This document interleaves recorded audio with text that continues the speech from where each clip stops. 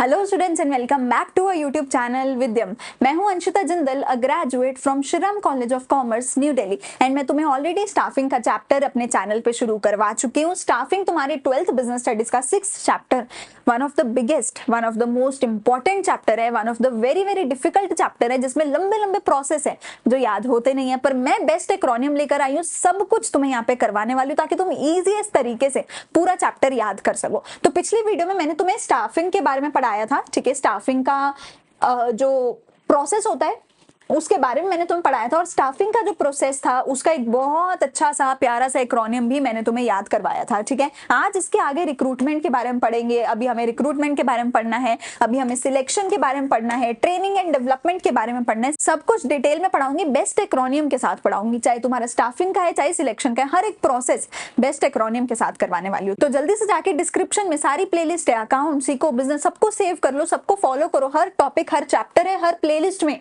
ठीक है। हर every Tuesday, Thursday, Saturday 4 बजे अकाउंट्स की वीडियो आ रही है, 7 बजे इको बिजनेस की वीडियो आ रही है। चैनल को लाइक शेयर सब्सक्राइब करो ताकि हम तुम्हें फ्री में ऐसे ही इससे भी अच्छा कंटेंट दे सके और तुम प्रॉमिस करोगे मुझे कि मैम तुम भी हमारी तरह एसआरसीसी जाओगे, एसआरसीसी का सपना देखोगे, बढ़िया करियर बनाओगे, कॉमर्स का हमारा नाम रोशन करोगे, ठीक है। तो जल्दी से वीडियो को करते हैं जी स्टार्ट। तो मैंने तुम्हें स्टाफिंग के बारे में पढ़ाया, स्टाफिंग के फीचर्स, इसके इंपॉर्टेंस के बारे में मैंने पढ़ाया है, ठीक है। देखो जैसे इसका इंपॉर्टेंस है, इसका भी मैंने साथ में एक्रोनियम लिखवाया है तुम्हें, ठीक है। फीचर्स है, इसका भी एक्रोनियम है हमारे पास, ठीक है जी। फिर मेरे पास था स्टाफिंग का प्रोसेस, स्टाफिंग के प्रोसेस का बहुत अच्छा मैंने एक्रोनियम पढ़ाया, बनाया था तुम्हारे लिए। क्या?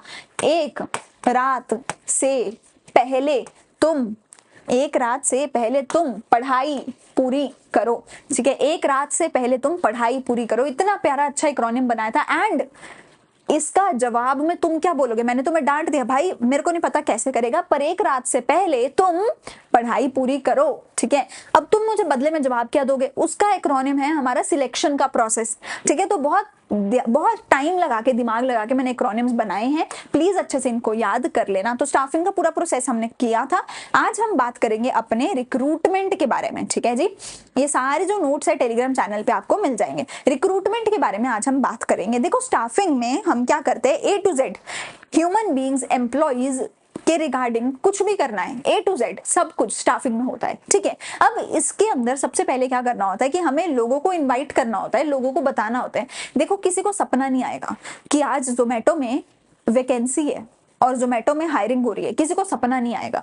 तुम्हें हर एक जगह पे जाके एडवर्टाइजिंग करनी पड़ेगी, अपनी वैकेंसी लोगों को बतानी पड़ेगी कि इस तरीके की वैकेंसी है और आओ हमारे पास अप्लाई करो। तो रिक्रूटमेंट में तुम क्या कर रहे हो? लोगों को इनवाइट कर रहे हो कि देखो भैया मेरी कंपनी में एक पर्टिकुलर पोस्ट पे एक पर्टिकुलर चीज की वैकेंसी है, please come and apply for this post in my company. और इसमें you have to motivate people, इसके अंदर you have to motivate people, क्योंकि देखो ऐसा नहीं है, मतलब हम कहते हैं अनएम्प्लॉयमेंट है, इसका मतलब ये थोड़ी है कि हर एक कंपनी में हर एक जॉब फील्ड है, ऐसा नहीं है, ठीक है। बहुत ऐसी नौकरियां हैं जिनको कंपनियों को लोग ही नहीं मिलते, लोगों को नौकरी नहीं मिलती, कंपनीज को लोग नहीं मिलते। क्यों? क्योंकि जो नौकरियां हैं वो लोगों को करनी नहीं है। तो तुम्हें मोटिवेट करना पड़ेगा लोगों को ताकि वो आए और तुम्हारे पास अप्लाई करें, ठीक है। अगर एसआरसीसी में 500 बच्चे नौकरी देख रहे हैं, 500 के 500 बच्चे तुम्हारे पास अप्लाई नहीं करेंगे, अप्लाई तो कुछ 50-100 बच्चे ही करेंगे मुश्किल से। So you have to motivate them कि वो तुम्हारे पास आके अप्लाई करे। तुम अच्छा बताओ अपनी कंपनी के बारे में,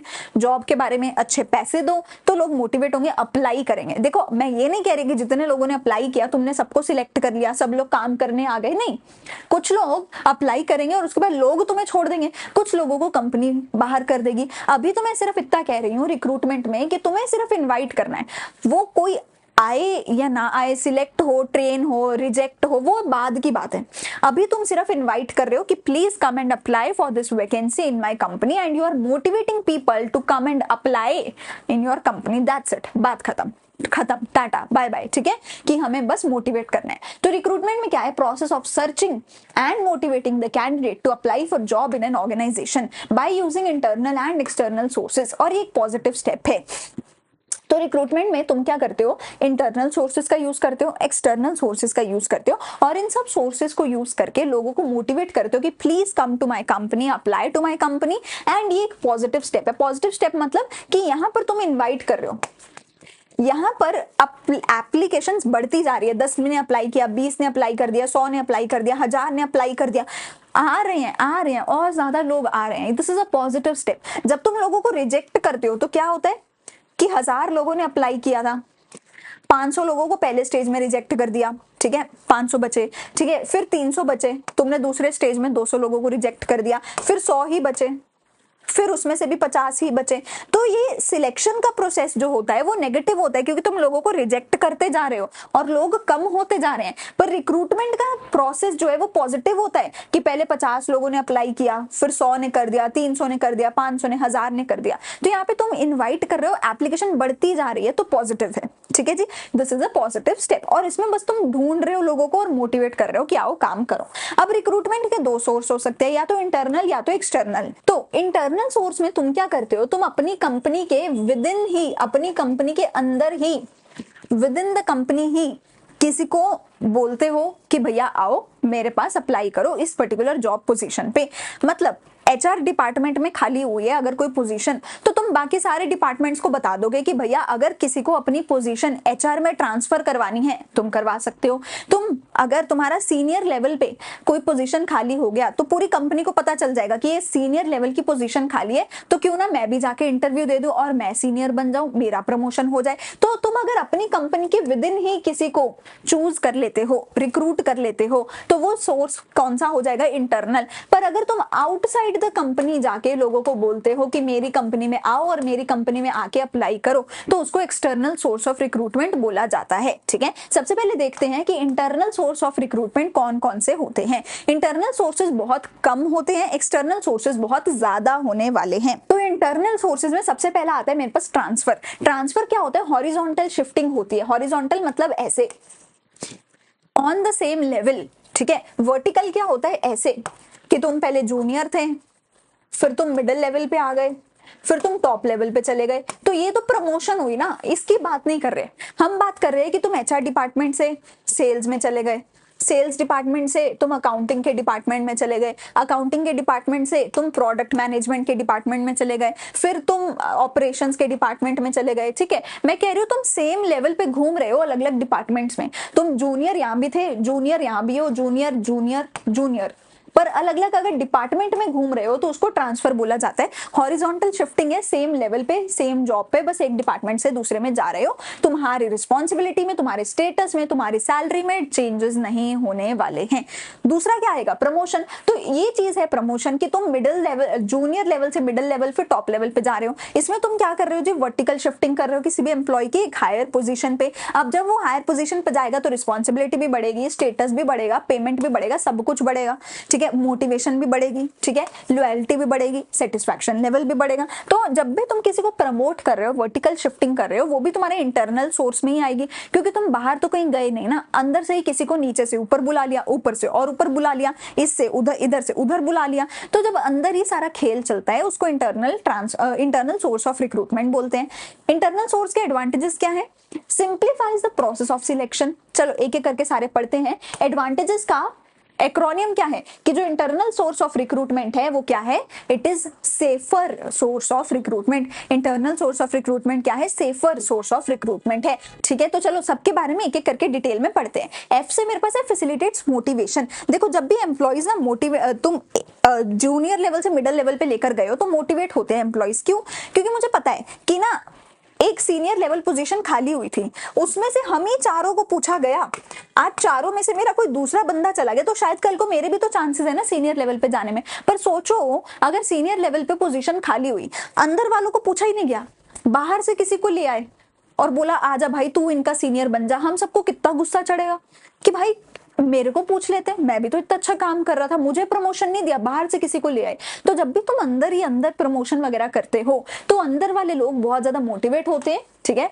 Promotion creates vacancy at lower levels in the organization. This motivates the employees to improve their performance. ठीक है, जब भी तुम प्रमोशन करते हो तो लोअर लेवल पे वैकेंसी हो जाती है और जो ऊपर लेवल वाली वैकेंसी होती है वो भर जाती है। इससे एम्प्लॉइज जो है वो मोटिवेट होते हैं कि यार आज उसको प्रमोशन मिली है, कल को मुझे भी मिल सकती है, और वो अच्छा काम करते हैं, परफॉर्मेंस इंप्रूव करते हैं। इकोनॉमिकल है भैया, क्योंकि कोई कॉस्ट ही नहीं लगी ना, तुमने बाहर से किसी को बुलाया नहीं, ट्रेन नहीं किया, कुछ भी नहीं करना पड़ा, अंदर ही अंदर काम हो गया, तो सस्ता है, बहुत जल्दी हो जाता है, ठीक है। Simplifies the process of selection. देखो क्या होता है कि existing candidates working in the enterprise can be evaluated more accurately because they are known to working environment of the organization. देखो मैं किसी को बाहर से अगर बुलाऊं तो मुझे देखना पड़ेगा क्या ये सही है क्या ये गलत है। हाई चांसेस मैं गलत बंदे को भी सिलेक्ट कर सकती हूँ, पर अगर मैं अपने अंदर से ही किसी को ढूंढ लूं, कंपनी के अंदर से ही किसी को ढूंढ लूं, तो मुझे पहले ही पता है कि ये कैसा काम करता है, तो मुझे ज्यादा दिक्कत ही नहीं होगी सिलेक्शन करने में, मेरा सिलेक्शन का प्रोसेस भी सिंप्लीफाई हो जाएगा। ठीक है, ओरिएंटेशन को अवॉइड करो। ओरिएंटेशन क्या होता है, इंट्रोडक्शन करनी पड़ती है, तुम्हें लोगों को ट्रेन करना पड़ता है, तुम्हें लोगों को पूरे प्लेसमेंट प्रोसेस के थ्रू जाना पड़ता है, सबको पूरा ऑर्गेनाइजेशन का एनवायरनमेंट समझाना पड़ता है। पर वो तो उसके लिए करोगे ना जो बाहर से आया है, जो पहले ही अंदर रहता है उसको सब पता है, कौन सीनियर कौन जूनियर, कौन किसका क्या डिपार्टमेंट, किसकी क्या रिस्पॉन्सिबिलिटी, उसको तो सब पहले ही पता है, तो उसको दिक्कत ही नहीं होगी। तो ओरिएंटेशन, इंडक्शन, ट्रेनिंग करना ही नहीं पड़ेगा तुम्हें। ठीक है जी। रिड्यूसेस इम्बैलेंस, इम्बैलेंस जो है वो भी रिड्यूस होता है। Transfer helps in shifting the workforce from the surplus department to those where there is shortage of staff. कई बार क्या होता है ना कि एचआर डिपार्टमेंट में तो सरप्लस है, एक दो लोग फालतू ही हैं जिनकी जरूरत नहीं है, वही मार्केटिंग डिपार्टमेंट में एक दो लोग कम है। ठीक है, कि वहां पे लोगों की जरूरत है, तो मैं यहां से किसी को निकाल दूं कि तू जा भाई तेरी छुट्टी, और यहाँ किसी को बाहर से लेके आऊं, इससे अच्छा है मैं यहाँ वाले को इधर ट्रांसफर कर देती हूँ। तो यहाँ पे सरप्लस था, यहाँ पे कम लोग थे, तो यहाँ भी बैलेंस हो गया, यहाँ भी बैलेंस हो गया, दोनों डिपार्टमेंट्स अच्छे से चलने लग गए। तो ट्रांसफर की वजह से इम्बैलेंस भी रिड्यूस होता है। पर डिसएडवांटेजेस भी हैं इंटरनल सोर्स के। डिसएडवांटेजेस क्या है कि इट इज अ प्लांट। ठीक है जी, चलो आगे देखते हैं डिसएडवांटेजेस क्या है। पहला डिसएडवांटेज है कि लेजीनेस हो जाती है। अगर मुझे ऐसा हो कि यार अगर मैंने अच्छा काम नहीं किया ना मुझे निकाल देंगे, मेरी जगह किसी को बाहर से ले आएंगे, तो मैं अच्छे से काम करूंगी ना। पर अगर मुझे पता है अरे आज उसका प्रमोशन हुआ, कल को तो मेरा ही होना है, मेरे बाद तो कोई और है ही नहीं जिसका प्रमोशन होगा, फिर मैं काम क्यों करूंगी? क्योंकि मुझे पता ही है कि तुम तो इंटरनली ही करते हो रिक्रूट, तो मैं तो भैया जी मैं तो काम करूंगी ही नहीं, मैं तो लेजी हो जाऊंगी। तो इससे क्या होता है कि कंपटीशन कम हो जाता है लोगों का, क्योंकि बाहर से किसी को तुम लेके ही नहीं आ रहे हो, इंटरनली कर रहे हो, तो लेजी हो सकते हैं। टाइम बाउंड, अगर उनको प्रमोशन पता है कि मुझे तो प्रमोशन मिलेगा ही मिलेगा, विच इज वाई अगर तुमने देखा हो सरकारी एम्प्लॉइज के साथ बहुत ज्यादा ये होता है। सरकारी एम्प्लॉइज को पता होता है 5 साल बाद मैं ये बनूंगा, 5 साल बाद मैं ये बनूंगा, 10 साल बाद मैं ये बनूंगा, उनको पता होता है, चाहे वो कुछ करे या ना करे। अगर वो नौकरी से निकाले नहीं जा रहे, निकाल ही दिए गए भैया किसी वजह से, वो अलग बात है, अगर निकाले नहीं जा रहे फिर तो उनकी प्रमोशन होनी पक्की है। विच इज वाई सरकारी एम्प्लॉइज बहुत ज्यादा लेजी होते हैं अपने काम को लेके। ठीक है, less chance for fresh talent, fresh talent आएगा ही नहीं। तुम सोचो तुम्हारी कंपनी में 3 लोग हैं, तुम उन्हीं में से कभी किसी को ट्रांसफर कर दिया, कभी किसी को प्रमोट कर दिया, तो बाहर से क्या पता कोई आज की डेट में और ज्यादा लेटेस्ट स्किल्स वाले लोग तुम्हें मिल सकते। बाहर वालों को तो तुम लेकर ही नहीं आ रहे हो, वही 3 लोग आपस में खेल ही जा रहे हैं। अब वो तीनों के अलावा तुम फ्रेश टैलेंट को लेकर ही नहीं आ रहे हो अपनी कंपनी में, जो कि अगेन गलत बात है। कॉम्पिटिशन अवॉइड हो गया। ठीक है ना, लोगों में आपस में कंपटीशन ही नहीं है, क्योंकि पता है आज इसका प्रमोशन हुआ कल को मेरा होगा, तो कंपटीशन ही नहीं है। तो जब कंपटीशन नहीं होता काम अच्छे से नहीं होता। ठीक है, नैरो स्कोप, अगर कोई नई एंटरप्राइज है तो उसके पास तो एम्प्लॉइज है ही नहीं, तो वो कहां से ट्रांसफर और प्रमोट करेगी, तो उसको तो नया लाना ही पड़ेगा employ. No organization can fill all its vacancies from internal sources. कोई भी ऑर्गेनाइजेशन ऐसी नहीं होती कि भैया इंटरनल ही सारा काम कर लिया, उसको किसी ना किसी चीज के लिए हमेशा लगातार ही एक्सटर्नल सोर्सेज की तरफ जाना ही पड़ता है, स्पेशली अगर वो न्यू एंटरप्राइज है तो। ठीक है, चलो अगली बात आती है ट्रिम डाउन प्रोडक्टिविटी। जो हमारे इंटरनल सोर्सेज है उसमें हम क्या करते हैं, ट्रांसफर। अगर तुम बार बार एचआर से सेल्स में ले गए, ठीक है, सेल से तुम फाइनेंस में ले गए, फाइनेंस से तुम किसी और चीज में ले गए, अगर तुम बार बार ट्रांसफर करते रहोगे ना, तो बंदा ना तो एचआर में अच्छा हो पाएगा, ना सेल्स में, ना फाइनेंस में, वो किसी चीज में अच्छा नहीं हो पाएगा। ठीक है, तो इसलिए तुम्हें फ्रीक्वेंटली ट्रांसफर नहीं करना चाहिए, क्योंकि इससे प्रोडक्टिविटी लोगों की खराब होती है। तो ये तो हो गए भैया हमारे इंटरनल सोर्सेज, कि जो हमारे इंटरनल सोर्सेज हैं, अगर तुम इंटरनल सोर्सेज से रिक्रूटमेंट करते हो, कॉस्ट भी कम लगेगी, टाइम भी कम लगेगा, ओरिएंटेशन भी नहीं करनी पड़ेगी, ट्रेनिंग भी नहीं देनी पड़ेगी, लोग तुम्हें पता ही होगा कि किसको प्रमोशन देना है किसको नहीं देना, एम्प्लॉयज मोटिवेट भी हो जाएंगे, तुम ट्रांसफर करोगे प्रमोट करोगे। ठीक है ना, पर दिक्कत क्या होगी, अगर तुम्हारी नई ऑर्गेनाइजेशन है तो नहीं कर सकते हो इंटरनल सोर्स से रिक्रूटमेंट। ठीक है ना, अगर तुम ऐसा करोगे इंटरनल सोर्स से रिक्रूटमेंट करोगे तो लोगों में कंपटीशन की भावना खत्म हो जाएगी, लोगों की प्रोडक्टिविटी कम हो जाएगी, लोग बहुत ज्यादा लेजी हो जाएंगे अगर तुम इंटरनल सोर्स की तरफ जाओगे तो इसलिए एक्सटर्नल सोर्स ना बहुत ज्यादा जरूरी हो जाता है। वैसे भी मैंने बोला ना, कोई भी ऑर्गेनाइजेशन 100% इंटरनल सोर्स पे क्या कहते हैं रिलाई नहीं कर सकती, तो एक्सटर्नल सोर्स की तरफ सबको जाना ही पड़ेगा। तो एक्सटर्नल सोर्स ऑफ रिक्रूटमेंट बहुत सारे हैं, तो मीडिया, न्यूज़पेपर, टीवी, लिंक्डइन, है ना, गूगल, बहुत जगह से लोगों को बोल सकते हो कि भाई आओ हमारे पास अप्लाई करो। तो एक्सटर्नल सोर्सेज कौन से हैं, क्या एडवांटेजेस डिसएडवांटेजेस है, उसकी बात करते हैं। सबसे पहले देखते हैं एडवांटेजेस अब एक्सटर्नल सोर्स के क्या है। मैंने साथ में रखे हैं एडवांटेज डिसएडवांटेज, ताकि तुम्हें एक साथ ही याद हो जाए कि भैया उसका ऐसा था, इसका ऐसा है, ठीक है। तो यहाँ पे क्या है, वाइडर चॉइस। देखो जो भी इंटरनल सोर्स का डिसएडवांटेज था वो इसका एडवांटेज होगा, ठीक है। इंटरनल सोर्स में तुम कहते थे फ्रेश टैलेंट आ ही नहीं रहा, यहाँ पे हम कह रहे हैं कि वाइडर चॉइस है, नया टैलेंट आएगा, ठीक है ना। तो एडवांटेजेस क्या है, इसका एक्रोनिम क्या है, वांट। एडवांटेजेस क्या है, we want external sources of recruitment. तो पहला क्या है, वाइडर चॉइस है। तुम्हारे पास हजारों लोगों की हजारों लोग तुम्हारे पास अप्लाई करेंगे अगर तुम बाहर से बोलोगे। कंपनी के अंदर कितने लोग हैं, कंपनी के अंदर 50 ही लोग हैं, you have to choose only from those 50। बाहर बोलोगे तो इतनी सारी एप्लीकेशन आ जाएंगी कि तुम देखते थक जाओगे। तो वाइडर चॉइस है, लार्ज नंबर ऑफ एप्लीकेशन है जो बाहर से आएंगी, ठीक है ना। वांट था ना, दूसरा क्या हो गया, अट्रैक्ट एक्सपीरियंस्ड पर्सोनल। अंदर वाले लोग शायद इतने क्वालिफाइड ना हो, बाहर से जब तुम मंगाओगे, बाहर से लोगों को अप्लाई करने को बोलोगे, बहुत ज्यादा क्वालिफाइड ट्रेंड लोग आ सकते हैं, अप्लाई कर सकते हैं, ठीक है।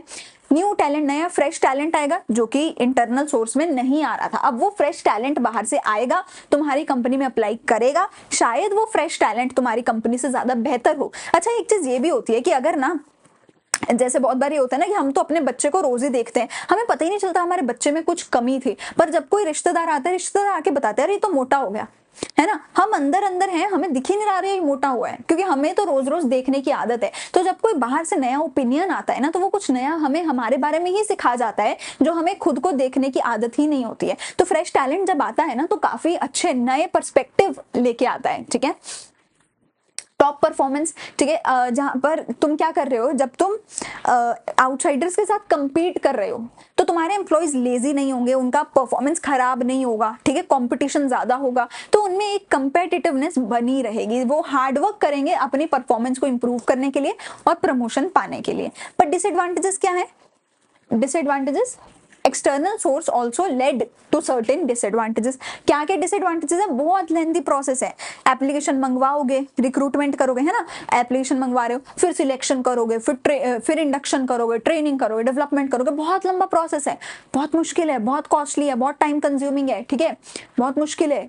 फिर है एक्सपेंसिव, पैसा बहुत ज्यादा लगता है, तुम्हें एडवर्टाइजमेंट करनी पड़ती है जगह जगह जगह जगह। किसी भी वेबसाइट पे एडवर्टाइजमेंट करोगे, हर वेबसाइट पैसा मांगेगा, न्यूज़पेपर में ऐड चलाओगे, न्यूज़पेपर पैसा मांगेगा, तो ऐड का पैसा बहुत लगेगा, ठीक है। डिससेटिस्फैक्शन अमंग एग्जिस्टिंग स्टाफ, तुम्हारा जो एग्जिस्टिंग स्टाफ है ना, वो बोलेगा यार क्या फायदा यहाँ काम करके, ये मुझे प्रमोशन देने ही नहीं वाला, ये मुझे प्रमोशन देने ही नहीं वाला, मैं कुछ भी कर लूं, इसने मुझे नहीं देनी प्रमोशन, इसने मेरी जगह बाहर से किसी को लाना है, मेरे सिर पे बिठा देना है। तो लोग सोचते छोड़ भाई, मेरे को वैसे भी नहीं काम करना, क्योंकि प्रमोशन तो मिलने नहीं वाली, अब मुझे प्रमोशन मिले तब तो मैं काम करूं, है ना। तो ये भी बहुत बार लोगों के दिमाग में आ सकता है, which is why existing employees जो हैं वो फ्रस्ट्रेट हो जाते हैं, उनको लगता है कि भाई मेरा तो चांस है ही नहीं प्रमोशन का, ठीक है ना। तो फिर वो बहुत ज्यादा, उनकी जो परफॉर्मेंस है वो भी रिड्यूस हो जाती है, ठीक है। डिफरेंस क्या है इंटरनल एक्सटर्नल में, कौन सा सस्ता कौन सा है, इंटरनल सोर्स सस्ता है। कंपटीशन किस में ज्यादा है, एक्सटर्नल सोर्स में कंपटीशन ज्यादा है। स्कोप यानी कि लोग, कितने लोगों में से तुम सिलेक्ट कर रहे हो, कितने लोग तुम्हारे पास आ रहे हैं, तो यहाँ पे हजारों लोग अप्लाई करेंगे,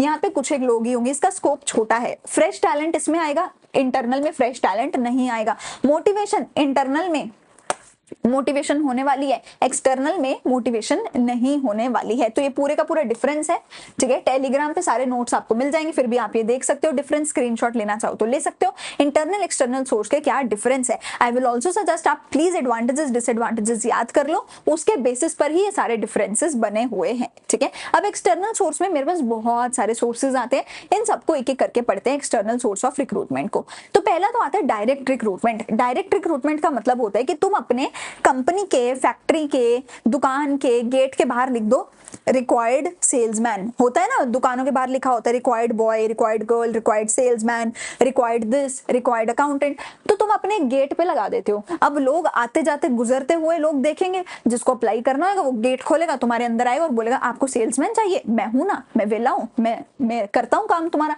तो एक नोटिस लगा दिया जाता है तुम्हारे नोटिस बोर्ड पे, तुम्हारे दरवाजे पे, कहीं भी जो अनएम्प्लॉयड लोग होते हैं वो बाहर आते हैं गेट पे, ठीक है। ठीक है, on the specified date and selected on the spot, usually for unskilled and semi skilled jobs, economical method. तुमने हमेशा जब भी देखा होगा कि नोटिस लगा है वो यूजुअली ऐसे ही होता है, रिक्वायर्ड सेल्समैन, यानी कि वो अनस्किल्ड लोगों के लिए ही होता है। ऐसा नहीं होता कि तुम बोलो रिक्वायर्ड सीईओ, वो गेट पे लगा रखा है, ऐसे नहीं होता है ना। रिक्वायर्ड एक बहुत किसी बड़े लेवल के लोग, स्किल्ड लोग, ऐसे नहीं होता, ठीक है। तो क्या होता है, तुम अपने गेट पे नोटिस लगाते हो और उस नोटिस में मतलब जो दुकानों के बाहर लगा होता है वो बहुत ज्यादा जेनरिक हो गया, रिक्वायर्ड सेल्समैन। यूजुअली फैक्ट्रीज में कैसे लगाया जाता है, रिक्वायर्ड दिस पर्सन, एंड जो इंटरव्यू होगा वो इस पर्टिकुलर डेट पे होगा। तो जब आते जाते लोग हैं वो देखते हैं, नोट करते हैं कि इस डेट पे यहाँ पे अप्लाई करना है, इंटरव्यू होगा, तो वो लोग आ जाते हैं उस पर्टिकुलर डेट पे और तुम on the spot he select कर लेते हो उनमें से किसी एक बंदे को। ठीक हो गई बात, ठीक है। अनस्किल्ड लोगों के लिए होता है और बहुत सस्ता है ना, कहीं ऐड ही नहीं करनी पड़ी, तुमने अपने तो गेट के बाहर चिपकाया है, फ्री में चिपका सकते हो, है ना, एक नोटिस तो लगाना है, ठीक है जी, सही हो गया। कैजुअल कॉलर्स, कैजुअल कॉलर्स क्या होता है कि तुमने अपनी ईमेल दे रखी है या फिर अपनी वेबसाइट पे कहीं ना कहीं डाल रखा है। आजकल हर एक कंपनी की वेबसाइट पे होता ही है, work with us, careers with us, ऐसे करके ऑप्शन होता है। वहां पे वो तुम्हें ऑप्शन देता है अपना रिज्यूमे ड्रॉप करने का, कि तुम अपने रिज्यूमे का लिंक हमें यहाँ पे ड्रॉप कर दो। आज तो मेरे पास कोई वैकेंसी नहीं है, पर जब भी वैकेंसी होगी मैं तुम्हारा रिज्यूमे जरूर देखूंगा। तो कैजुअल कॉलर्स क्या करते हैं, तुम्हें लगातार मेल करते रहते हैं या फिर कहीं ना कहीं मैसेज करते रहते हैं, कहीं ना कहीं अपना रिज्यूमे ड्रॉप कर देते हैं कि इस होप में कि जब भी इस कंपनी के पास वैकेंसी होगी तो ये कंपनी पक्का मेरे को जो है एक चांस देगी काम करने का। उनको बोला जाता है कैजुअल कॉलर, ठीक है। Many organization keep a database, तुम्हारा डेटा इकट्ठा करके रखती है कंपनी कि अनवांटेड एप्लीकेशंस है, पर जब भी वैकेंसी होगी तब तो चाहिए होगी ना ये एप्लीकेशंस, तो उनका डेटा इकट्ठा करके रखती है, लिस्ट बना के रखती है। अगेन इकोनॉमिकल मेथड है कि कंपनी क्या करेगी, सबकी मेल्स है कंपनी के पास, और जब भी कंपनी के पास वैकेंसी होगी कंपनी उनको मेल कर देगी कि ये वैकेंसी है, आ जाओ अप्लाई कर लो, ठीक है, सस्ता हो गया। एडवर्टाइजमेंट है, तुम्हें टीवी पे, न्यूज़पेपर पे कहीं भी ऐड करवानी है, अपनी ऐड करवाओ। थोड़ा महंगा होता है ऐड करवाना, पर बहुत ज्यादा वाइडर चॉइस होती है। हजारों लाखों लोग टीवी देखते हैं, न्यूज़पेपर पढ़ते हैं, तो बहुत लोगों के पास तुम अपनी वैकेंसी की इंफॉर्मेशन पहुंचा सकते हो। More information about the organization and job can be given in the advertisement, advertisement में तुम काफी सारी इन्फॉर्मेशन दे सकते हो, ठीक है। Placement agencies and management consultants, placement agencies होती है, मैनेजमेंट कंसल्टेंट्स होते हैं। देखो ये क्या करते हैं, नेशन वाइड सर्विस देते हैं, ठीक है, बायोडेटा इकट्ठा करके रखते हैं बहुत सारे कैंडिडेट्स का और recommend suitable names to their clients, charge a fee for their service. जैसे शादी.com होता है ना, कि शादी.com पे क्या होगा, ब्राइड और ग्रूम दोनों अपना डेटा दे देंगे, और शादी.com या टिंडर विंडर ये लोग क्या करते हैं, तुम्हारे को मैच करवाते हैं सही बंदे से, है ना, सही कंपनी से। तो यहाँ पर ये क्या करेंगे कि जितने भी एप्लीकेंट्स हैं उनका बायोडाटा इकट्ठा करके रख लेते हैं और फिर उस बायोडाटा को मैच कराते हैं कंपनी से। तो जब भी कंपनी बोलती है कि भैया मेरे को ना इस तरीके के लोगों की जरूरत है, तो कंपनी बोलेगी मुझे सारे ग्रेजुएट्स की जरूरत है, तो वो ग्रेजुएट्स की प्रोफाइल दिखा देगा। कंपनी बोलेगी इंजीनियरिंग ग्रेजुएट्स की, वो इंजीनियर्स की दिखाएगा। कंपनी बोलेगी एसआरसीसी की, तो वो एसआरसीसी की दिखा देंगे। तो ये जो कंपनीज हैं, एजेंसीज हैं, ये क्या करते हैं, एप्लीकेंट्स का डेटा इकट्ठा करके रखती है और कंपनीज को रेकमेंड करती है। कंपनीज से ऑब्वियसली पैसा लेते हैं, फ्री में नहीं देती कंपनीज को डाटा, कंपनीज को क्या कहते हैं, पैसा लेके उनको रेकमेंड करती है कि कौन सा एम्प्लॉय तुम्हारे लिए सूटेबल होगा, ठीक है। एम्प्लॉयमेंट एक्सचेंज, एम्प्लॉयमेंट एक्सचेंजेस सरकार रन करती है unskilled and skilled operative jobs के लिए। सरकार क्या करते हैं, compulsory notification of vacancies to the employment exchange is required by the law, और इकोनॉमिकल मेथड होता है। एम्प्लॉयमेंट एक्सचेंज पे क्या होता है कि सरकार लगातार टाइम टू टाइम वैकेंसीज के बारे में नोटिफिकेशन डालती रहती है कि भैया इस टाइम पे इस चीज की हमारी वैकेंसी है। तो एम्प्लॉयमेंट एक्सचेंजेस सरकार रन करती है और हर कोई क्या करता है, खुद को जाके एम्प्लॉयमेंट एक्सचेंज पे रजिस्टर करवा देता है, और जब भी कोई वैकेंसी होती है तो उस पर्टिकुलर एप्लीकेंट को नोटिफिकेशन मिल जाती है। वो एप्लीकेंट अगर इंटरेस्टेड होता है वो जाके अप्लाई कर देता है, ठीक हो गई बात। कैंपस रिक्रूटमेंट हमें पता ही है कि कॉलेजेस, इंस्टीट्यूशंस में जाती हैं कंपनीज, ठीक है, और वहां पे जाके टेक्निकल, प्रोफेशनल, मैनेजरियल जॉब्स के लिए लोगों को बोलते हैं कि आओ हमारे पास अप्लाई करो। Organization maintains a close contact with the universities and management institutions to recruit qualified personnel, ठीक है। तो ये जो ऑर्गेनाइजेशंस होती हैं ये बहुत अच्छा कॉन्टैक्ट बना के रखती हैं सारे कॉलेजेस के साथ। फॉर एग्जाम्पल जैसे एसआरसीसी में प्लेसमेंट होती है, ठीक है, तो प्लेसमेंट में ना ये भी होता है कि अब सोचो प्लेसमेंट में 500 बच्चे हैं, ठीक है, और प्लेसमेंट में ऐसे नहीं होता कि हर 500 के 500 बच्चे हर कंपनी में अप्लाई कर सकते हैं, ठीक है। अगर तुमने एक या दो कंपनीज में अप्लाई कर दिया या अगर तुम्हें एक या दो ऑफर मिल गए, फिर तुम आगे किसी में अप्लाई ही नहीं कर सकते, ऐसे भी होते हैं, ठीक है।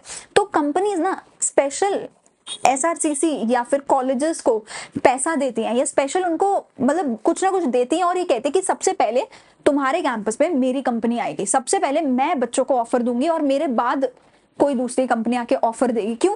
क्योंकि जो सबसे पहले ऑफर देगी वो ज्यादा अच्छे बच्चे लेकर जाएगी, है ना, ज्यादा बच्चे लेकर जा सकती है। तो कंपनीज ना बहुत अच्छा रिश्ता बना के रखती हैं इन कॉलेजेस के साथ ताकि वो अच्छे टैलेंट को वहां से रिक्रूट कर सके। रिकमेंडेशन ऑफ द एम्प्लॉइज, सोचो अगर मेरे पास 50 एम्प्लॉइज ऑलरेडी हैं, है ना, अगर ये 50 एम्प्लॉइज मुझे रेकमेंड करे कि ये मेरा दोस्त है, भाई बंधु है, तुम इसको ले लो, ये अच्छा है, तो ऑब्वियसली कंपनी अपने एम्प्लॉइज की रिकमेंडेशन पे भरोसा करेगी। और जब भी कोई एम्प्लॉय ऐसे रिकमेंड करता है तो उस पे कंपनी ऑब्वियसली भरोसा करती है, देखती है और उसको बोलते हैं कि हाँ तुम आओ अप्लाई करो, ठीक है। विच इज वाई जैसे हमारे एसआरसीसी के ग्रुप्स हैं, इसमें भी लगातार लोग मैसेज करते रहते हैं यार कि अगर कोई जोमेटो में काम करता है तो अगर कोई मुझे रेकमेंड कर सकता है तो बहुत अच्छा होगा, प्लीज मुझे रेकमेंड कर दो, ठीक है। applicants introduced by the present employees or their friends and relatives, ठीक है। such applicants are reliable, ये reliable होते हैं क्योंकि भैया तुम्हारे जो करंट एम्प्लॉय है उसने रेकमेंड किया है तो तुम्हें भरोसा ही होगा और ये भी सस्ता होता है। लेबर कॉन्ट्रैक्टर्स, तो जैसे एक कंपनी है, एक फैक्ट्री है, उसको बहुत सारी लेबर की जरूरत होती है तो वो हर एक लेबर को खुद जाके नहीं पकड़ के लेके आएगी। जैसे अगर एक फैक्ट्री है उसमें 100 लेबर्स की जरूरत है तो फैक्ट्री ओनर खुद जाके 100 लोगों को नहीं लेके आएगा। या जैसे अगर तुम अपना घर बनाते हो, घर बनाने में भी 2 ऑप्शन होते हैं ना, या तो तुम खुद लेबर को भी लेके आओ, सामान भी लेके आओ और फिर सब कुछ खुद से कराओ, लेबर की रोज की दिहाड़ी भी तुम दो, लेबर की दोपहर की चाय भी तुम दो। दूसरा ऑप्शन क्या होगा, तुमने कॉन्ट्रैक्टर पकड़ा, उसको बोला ये रहे 50 लाख रुपए, तो मुझे पूरा ऐसे से घर बना के देते, सामान भी तू लेके आ, लेबर भी तू लेके आ, लेबर को दिहाड़ी भी तू दे, लेबर को चाय भी तू दे, मैंने तुझे दे दिया 50 लाख रुपए, अब तुझे अपना प्रॉफिट मार्जिन रखना है, तू रख, मेरा काम करवाते। तो वो लेबर कॉन्ट्रैक्टर्स होते हैं जो लेबर के साथ क्लोज कॉन्टैक्ट बना के रखते हैं और जब भी जितनी लेबर की जिसको जरूरत होती है उसको उतनी लेबर दे देते हैं। वेब पब्लिशिंग है कि तुम ओवरऑल गूगल वगैरह पे कहीं भी डाल सकते हो, ठीक है, तो पूरी दुनिया भर के ग्लोबल सर्च में आएगा कि इस कंपनी में इस चीज की वैकेंसी है। बहुत सारी कंपनीज आ गई हैं आजकल, बहुत सारी वेबसाइट्स आ गई हैं, ठीक है, इंटर्नशाला है, ठीक है, जॉब देखो है, अनस्टॉप है, बहुत सारी, लिंक्डइन पे तो है ही, चलो, तो बहुत सारी ऐसी वेबसाइट्स आजकल आ गई हैं जहां पर कंपनीज अपनी वैकेंसी के बारे में डालती हैं, एप्लीकेंट्स अपने रिज्यूमेस डालते हैं और वहां पर ये मैचिंग इनकी करवाई जाती है, ठीक है। naukri.com है, jobstreet.com है, ठीक है, ठीक है जी। वो कैंडिडेट की इन्फॉर्मेशन रिक्रूटर को, रिक्रूटर की इन्फॉर्मेशन कैंडिडेट को पहुंचाती है, ठीक है। चलो यहाँ पे मेरा रिक्रूटमेंट का पूरा टॉपिक होता है खत्म एंड यहाँ पे आज की वीडियो को भी करते हैं खत्म। सिलेक्शन को हम करेंगे अगले पार्ट में क्योंकि बहुत लंबे टॉपिक्स है, मैं बहुत डिटेल में तुम्हें समझाना चाहती हूँ एंड सारे एक्रोनियम्स जैसे तुमने देखा मैंने साथ साथ तुम्हें बनाए हैं, ठीक है।